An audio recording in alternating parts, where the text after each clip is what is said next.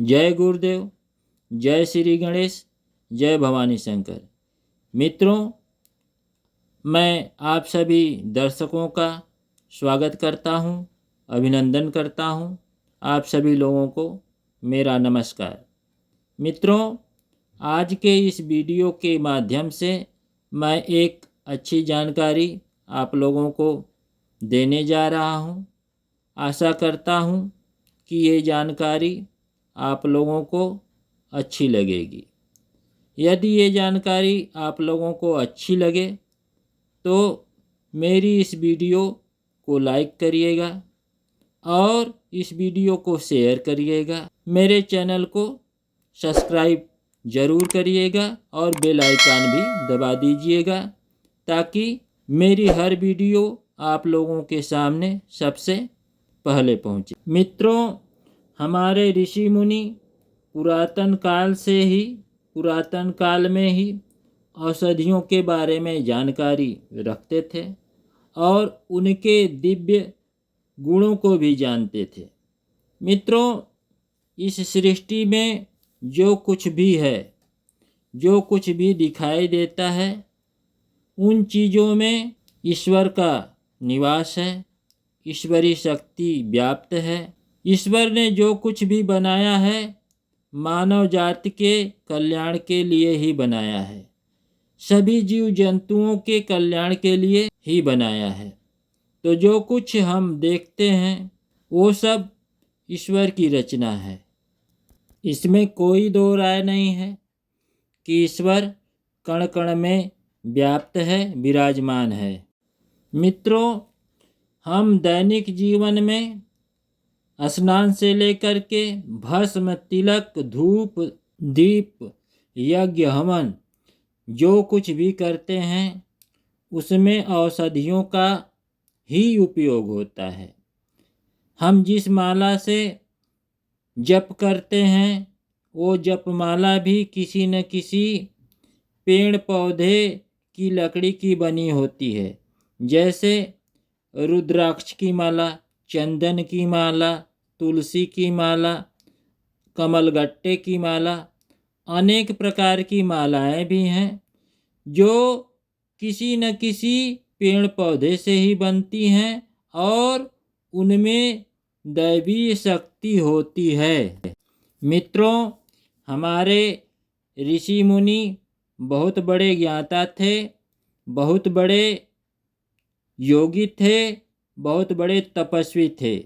उन्होंने प्रकृति की पूजा करी, वृक्षों की पूजा करी, उनकी छाया में बैठ कर के मंत्र जप किए, उनकी छाया में बैठ कर के होम किए, हवन किए, यज्ञ किए। बहुत सारी क्रियाएं जो है वृक्षों की छाया में बैठकर ही की जाती है, क्योंकि वृक्षों में अलौकिक शक्ति होती है जिनको ऋषि मुनियों ने जाना, समझा और लोगों तक पहुंचाया। मित्रों, औषधियों में जड़, पत्र, पुष्प, तना, फल सबका प्रयोग होता है। जो हम होम करते हैं, यज्ञ करते हैं, होम और यज्ञ का सांकल्य भी औषधियों से ही बना होता है। धूप जो है चंदन से बनती है, तेल भी किसी न किसी प्रकार के पौधों से ही उत्पन्न होता है। जो तेल हम पूजा पाठ में उपयोग करते हैं उसमें भी शक्ति होती है। मित्रों, कई तेल ऐसे होते हैं जिसमें जो है जड़ी बूटी मिला करके उनसे जो है काजल भी बनाया जाता है, जो नेत्र रोग निवारण के काम में लिया जाता है। तो मित्रों, हम जितनी भी बात करेंगे वो बात बढ़ती ही जाएगी। तो मित्रों, मेरे कहने का मतलब इतना ही है कि जितनी भी औषधियाँ हैं वो हमको जीवन प्रदान करती हैं, हमको स्वस्थ रखती हैं। शास्त्रों में कहा गया है, मूले ब्रह्मा त्वचा विष्णु शंकर शाखा मेव च पत्रे पत्रे द्रेवानाम वृक्षराज नमस्तुते। तो मित्रों, हमारे ऋषि मुनि जड़ी बूटियों और पेड़ पौधों का पूजा करते थे। हमारे घर में तुलसी की पूजा होती है। क्यों होती है? इसका बहुत बड़ा विज्ञान है। मित्रों, हर एक पेड़ पौधों में वाइब्रेशन होता है, शक्ति होती है, उसमें दिव्य गुण होते हैं। उनकी पूजा पाठ तथा उनके रस का सेवन करने से हमें शक्ति मिलती है। इसलिए हमारे ऋषि मुनियों ने पेड़ पौधों के रहस्यों को समझा, जाना और उन रहस्यों को लोगों तक पहुंचाया। मित्रों, आयुर्वेद में कहा गया है, जन्मांतर कृतम पापम व्याधि रूपेण बाधते। हम पिछले जन्मों में जो भी पाप कर्म किए होते हैं, दुष्कर्म किए होते हैं, उसी को हम प्रारब्ध के रूप में इस जीवन में भोगते हैं और पाप कर्म व्याधि के रूप में उत्पन्न होते हैं, जिनको हमें भोगना पड़ता है। तच्छांतिरौषधैर्दानैर्जप होम सुरार्चनई। तो मित्रों, हम व्याधियों से निजात पाने के लिए नाना प्रकार की औषधियों का उपयोग करते हैं, होम करते हैं, यज्ञ करते हैं और देवों की आराधना करते हैं। उसमें जो है जड़ी बूटी और सांकल्य का उपयोग होता है। तिलक में भी जो हम माथे पर तिलक करते हैं, उसमें भी औषधियाँ मिली होती हैं। चंदन, गोरोचन, नाना प्रकार की औषधियाँ मिली होती हैं। औषधियों द्वारा जो है व्याधियों का निवारण करते हैं और अपने जीवन को स्वस्थ करते हैं। तो मित्रों, औषधियाँ बहुत ही उपयोगी हैं। हम इनका उपयोग जीवन के विभिन्न क्षेत्रों में करते हैं। तो मित्रों, आज मैं जो है पंचामरा योग आप लोगों के सामने जो है प्रस्तुत करने जा रहा हूँ। ध्यान से सुनिएगा। पंचामरा योग में जो औषधि उपयोग में लाई जाती है, पहली औषधि है ग्रंथि युक्त दुर्वा, जो भगवान गणेश को चढ़ाई जाती है। विजया, जिसे भांग कहते हैं, जो भगवान शंकर को चढ़ाई जाती है। बिल्व पत्र, यह भी भगवान शंकर को चढ़ाया जाता है। निर्गुंडी, ये भी जो है भगवान शंकर को चढ़ाई जाती है और ये जो है दर्द को हर लेती है। और काली तुलसी, काली तुलसी जो है भगवान विष्णु को प्रिय है। बिंद्रा और विष्णु की कथा सभी लोग जानते हैं। सभी हिंदुओं के घरों में जो है तुलसी का पूजन होता है। पूजा मात्र से ही हमारे घर की निगेटिविटी दूर हो जाती है। मित्रों, इस चूर्ण को बनाने के लिए ग्रंथि युक्त दुर्वा, अर्थात वह दुर्वा जिसमें ग्रंथि हो। उसके बाद दूसरे नंबर पे आती है विजया भांग। तीसरे नंबर पर आता है बिल्व पत्र, जिसे बेल का पत्र भी कहते हैं। चौथे नंबर पर आती है निर्गुंडी। पांचवें नंबर पर आती है काली तुलसी। इन सब औषधियों का उपयोग होता है। इसमें केवल विजया के पत्र दुगने होते हैं और जो 4 औषधियाँ हैं उनका जो है समान भाग होता है। जैसे दुर्वा और बिल्व पत्र, निर्गुंडी के पत्र और काली तुलसी के पत्र समान मात्रा में उपयोग करते हैं।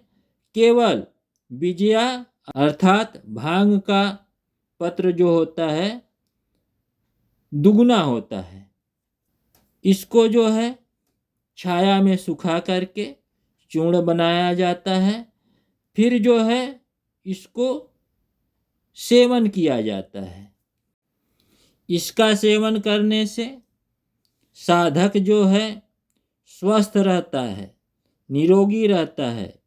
उसके सारे चक्र जो है जागृत हो जाते हैं, चक्र बैलेंस हो जाता है, नाना प्रकार के रोगों का निवारण होता है। मित्रों, योग सिद्धि प्राप्त करने के लिए, ईश्वरी कृपा प्राप्त करने के लिए सबसे पहले जो है पात्रता होनी चाहिए। तो एक पात्रता ये भी है कि आपका शरीर स्वस्थ रहे, आप निरोगी रहें। निरोगी काया में ही ईश्वर का वास होता है। जैसा कि मैंने बताया कि ये जो औषधियाँ हैं वो जो है चक्रों को जागृत करके शरीर को निरोगी बनाती हैं और पात्रता विकसित करती हैं। तो मित्रों, यह चूर्ण बहुत कारगर है, उपयोगी है। जितने भी साधक हैं यदि इस चूर्ण का उपयोग करें तो निश्चित रूप से साधना में लाभ प्राप्त होगा। इनके कुछ मंत्र हैं, उनको भी मैं आप लोगों के सामने जो है प्रस्तुत कर दे रहा हूँ, ताकि आप लोगों का विश्वास और भी दृढ़ हो जाए।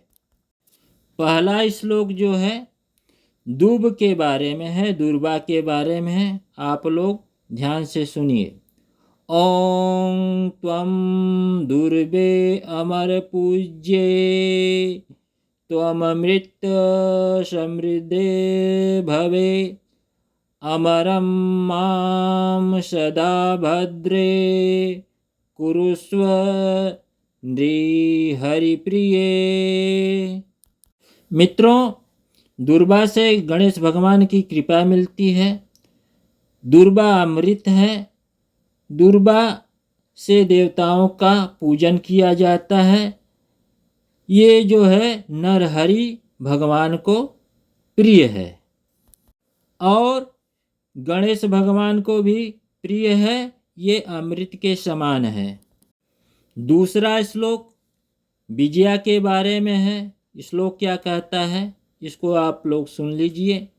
ओं संविदे ब्रह्म संभूते ब्रह्मपुत्री सदा अग्ने भैरवाणां च तृप्त्यर्थे पवित्रा भव सर्वदा।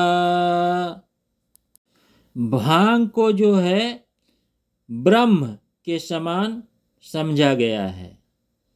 इसको जो है ब्रह्मपुत्री के नाम से जाना जाता है। ये जो भैरव हैं, भैरव भगवान भैरव, उनको तृप्त करती हैं। अर्थात भगवान शंकर को ही भैरव कहा जाता है। ये जो विजया है, भांग है, भगवान शंकर पे चढ़ाई जाती है और भांग को भगवान शंकर के शिवलिंग पर चढ़ाने से भगवान शिव प्रसन्न होते हैं, शक्ति प्रदान करते हैं, वर प्रदान करते हैं। तो ये भांग भी बहुत दिव्य औषधि है। मित्रों, अब तीसरी औषधि का वर्णन करते हैं। ओम काव्य सिद्धिकरी देवी बिल्वपत्र निवासिनी अमरत्वं सदा देहि शिवतुल्यं कुरुष्व मां। मित्रों, ये जो बिल्वपत्र है माता सरस्वती, माता लक्ष्मी को भी प्रिय है और भगवान शंकर को भी प्रिय है।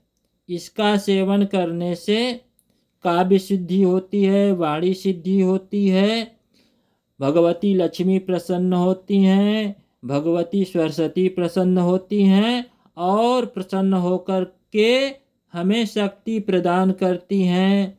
और बेलपत्र का सेवन करने वाला व्यक्ति जो है शिव भगवान के तुल्य हो जाता है।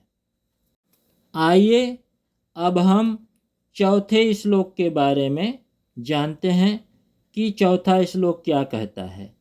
ओम निर्गुंडी परमानंदे योगानाम धी देवते रच्च मामरे देवी भावसिद्धि प्रदे नमः। मित्रों, ये जो निर्गुंडी औषधि है वो जो है हमें परमानंद प्रदान करती है, योग में सिद्धि प्रदान करती है। निर्गुंडी में योगिनी शक्ति होती है जो हमें योगारूढ़ करती है। जो 64 योगिनियाँ हैं उनकी शक्ति प्राप्त होती है। और ये जो निर्गुंडी है ये जो है भाव प्रदान है और परमानंद प्रदान करती है। अब हम 5वां श्लोक आप लोगों के समक्ष प्रस्तुत कर रहे हैं, इसको भी जान लीजिए। ओम विष्णु प्रिये महामाये महाकाल निवारिणी मां सदा रक्ष तुलसी मामेक ममरम कुरु। मित्रों, जैसा कि आप जानते हैं भगवान विष्णु को जो है तुलसी चढ़ाई जाती है और माँ तुलसी जो है सभी कष्टों का निवारण करती हैं और हमारे जीवन की रक्षा भी करती हैं। तो मित्रों, ये रही 5 औषधियाँ। इसमें जो है दैवीय गुण होता है, जिसमें मैंने आप लोगों को बताया कि दुर्वा, बिल्वपत्र, निर्गुंडी और काली तुलसी की मात्रा समान रहेगी। केवल भांग की मात्रा, विजया की मात्रा दुगनी रहेगी। इनके पत्रों को और ग्रंथि युक्त दुर्वा को सुखा करके चूर्ण बनाया जाता है। इनके सेवन से सभी प्रकार के रोग जो है भाग जाते हैं, रोगों का निवारण होता है, साधक स्वस्थ रहता है, साधक में दिव्य शक्तियाँ आ जाती हैं और साधक में पात्रता विकसित हो जाती है। औषधि का सेवन करने से सारे चक्र धीरे धीरे जागृत हो जाते हैं। अब औषधि का सेवन कैसे किया जाता है उसके बारे में आप लोगों को बताने जा रहा हूँ। ओम अमृते अमृतोद्भवे अमृतवर्षिणी अमृताकर्षयाकर्षय सिद्धिं देहि स्वाहा। इस मंत्र से जो है अभिमंत्रित करके अपने इष्ट का मंत्र जप करके उसमें तर्पयामि नमो नमः जोड़ करके तर्पण कर देना चाहिए। उसके बाद जो है औषधि का सेवन करना चाहिए। जिह्वा पर रखने से पहले जो मैं मंत्र बताने जा रहा हूँ उसको मन ही मन जपना चाहिए। ओम ऐं वद वद वाग्वादिनी मम जिह्वाग्रे स्थिर भव सर्वसत्व वशंकरी शत्रुकंठ त्रिशूलनी स्वाहा। ये मंत्र जप करके जीभ पर औषधि रख करके गर्म जल से, गुनगुने जल से ग्रहण करना चाहिए। मित्रों, जो मैंने औषधि बताया है इसका सेवन करने से भगवान गणपति, सरस्वती, भगवान शिव, योगिनियाँ तथा माता लक्ष्मी और भगवान विष्णु की कृपा मिलती है। और जैसा कि आप लोग जानते हैं कि औषधि में तो गुण होते ही होते हैं।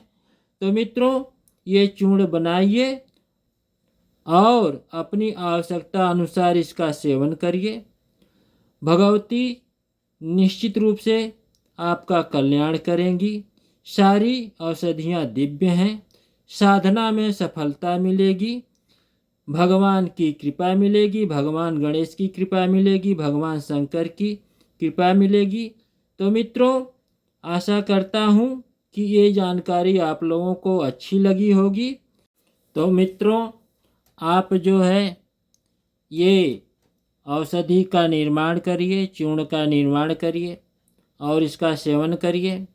आशा करता हूँ कि ये जानकारी आप लोगों को बहुत अच्छी लगी होगी और आप लोग इसको उपयोग में लाएंगे, वीडियो को शेयर करेंगे, चैनल को सब्सक्राइब करेंगे और बेल आइकन को भी दबा देंगे ताकि मेरी हर वीडियो आप लोगों के सामने सबसे पहले पहुँचे। तो मित्रों, आज के लिए बस इतना ही। आप सभी लोगों को धन्यवाद, नमस्कार। फिर मिलेंगे एक अगली वीडियो में एक अच्छी जानकारी के साथ। नमस्कार।